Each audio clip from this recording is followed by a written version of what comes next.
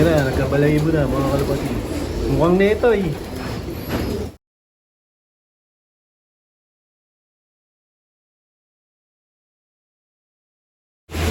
Welcome back mga kalapatids. Maraming salamat syempre sa Kalapatids Breeder and Tire Mix ni Boss Ronald Gonzales.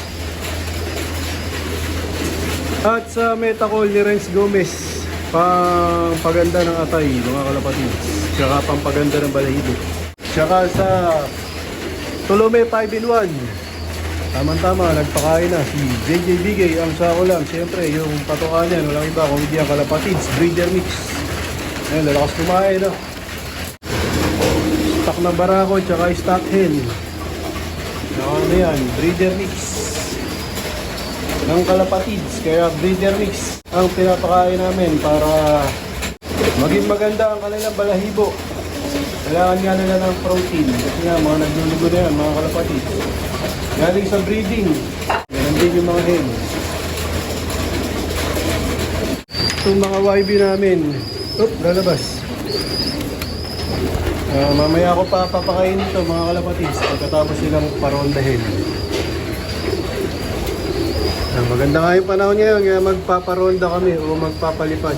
Nagawa namin, paronda muna bago pakain para madaling papasukin, hindi tatambay ng matagal doon sa labas. Hindi sila abutan ng ulan sa labas. Iba na nga kulay nito mga Kalapatid. Itong white grisel. Itong grisel, si Francis Santos, saka ni Atty. Kyle. Ayan, nangingitim daw. Ayan, maya hatiin natin yan. Ihiwalay ko muna yung mga iniiyak pa na inakay. Hindi pa nga namin pwede isama yan mga Kalapatid. Baka maisama sa sa ranging. Hindi pa kaya nung mga inakay na umiiyak pa. Medyo malalakas na ang magsironda to mga Kalapatids. Mga lumalayo na. Kapag nakauwi na, tsaka namin pinapakawalan yung mga bagong tinuturuan na inakay. Ngayon magbibigay kami ng Metacol para sa atay at balahibo. Pagpaganda ng balahibo yan mga Kalapatids. Yan, Metacol ni Renz Gomez, Steady Bird. Binibigay nga namin ito mga Kalapatids twice a week. Yan. Wednesday tsaka ngayon. Dapat kahapon Saturday di kami nakapagbigay, kaya ngayon kami magbibigay Sunday. Metacol. Mga nila no. Tuwa yung mga breeder.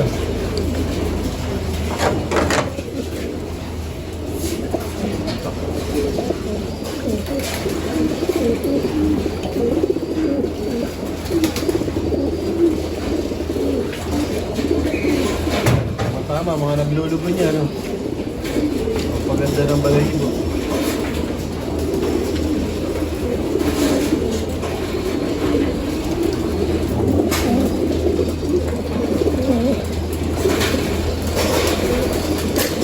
Dito sa aming mga stock bird, medyo bata pa.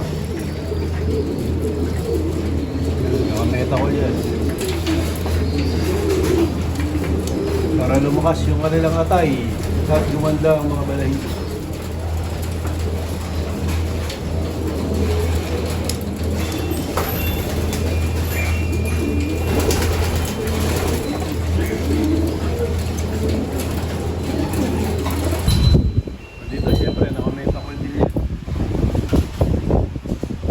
Bata pa lang, malusog na yung atay ng aming mga alaga, yung aming mga young bird.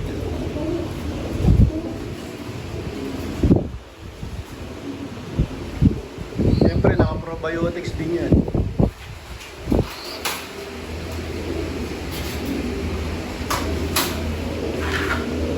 Kunti na lang yung nakasalang namin mga Kalapatids. Unti-unti na nga namin pinapahinga yung aming mga breeder dito. Off season na. Panahon na ng sakit. Hintay na lang namin maglakihan itong mga inakay dito. Tapos na kami sa breeding. Ayan, inuman ng Metacol.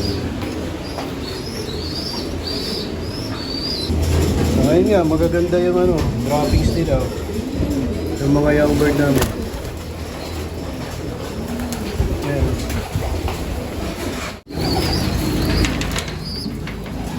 So, ito na yung ano, binakbakan ng magulang. Tanang poster. Ayan na, nagkabalahibo na mga kalapati. Mukhang neto eh. Time check 9:04. Bigla nga nagbago yung panahon mga kalapatids. Ayan, naka-ready na yung mga young bird namin. Pinaghiwalay ko na yung mga mas bata. Ayun. Ayan na, naka-ronda position na sana to. Ayan lang, biglang nagbago yung panahon mga kalapatids. Sumaambon. Tapos may nakikita nga akong mga dumadaan. Ayun.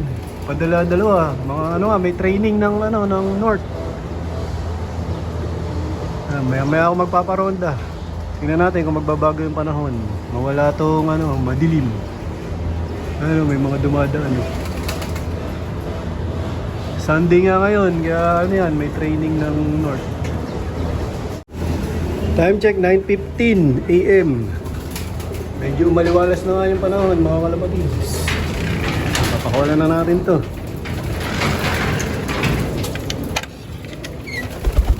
Bas. Wala natin dito yan. Wala na nga si JJB kaya ang sako lang.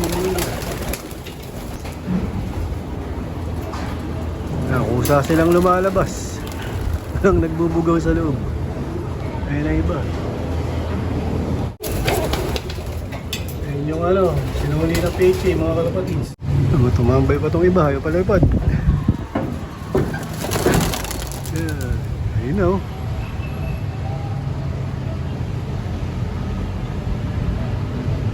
Unti-unti nang nagsasanib. Ito na huli. Makulimlim yung panahon. Ayun na, ang taas. Ayun na oh. Ito yung nahuli. Yan, mahabol. Ayun yung marami. Para magsusulo yung ano, yung unti yung nahuli. Ayun na, magre-ranging na yan. Ayun, magkikita na. Ayan na. Dadayo yan. Dahil makulimlim yung panahon. Boss, shout out sa Team Estrabel! Andito kay Boss Reggie! Ano to, pansier to mga kalapatids. Nakakarating Malalapit dito. yung ibon na ito! Taga Ilan mo ano na yun to? nararating?